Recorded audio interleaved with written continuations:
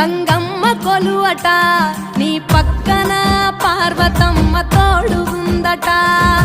నాగుపాముల నగలే నీకు మోజట